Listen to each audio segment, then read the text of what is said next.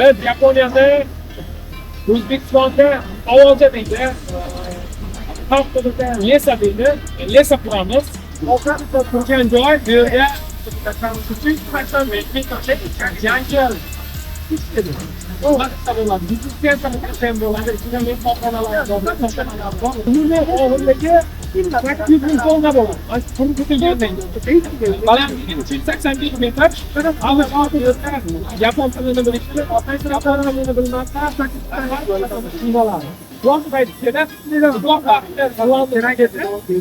Bemalol uzoq berib bo'ladi. Mana bu o'tish xavfliligi bo'lgani uchun bu yerga bitta to'sib qo'yamiz. Chopqa ko'rampu deydi. Endi yaponchada, o'zbekchada yo'q bu narsa.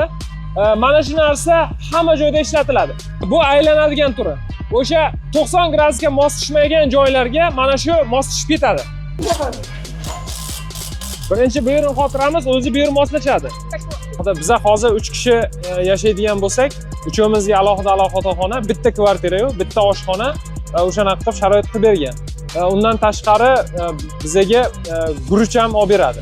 40 kilo, 50 kilo guruch olib beradi-yu, o'sha tugashi bilan aytsak, yana olib kelib beradi. O'sha tomoni plyus bizga oyligimizga ham, pulga ham ancha yordam qiladi.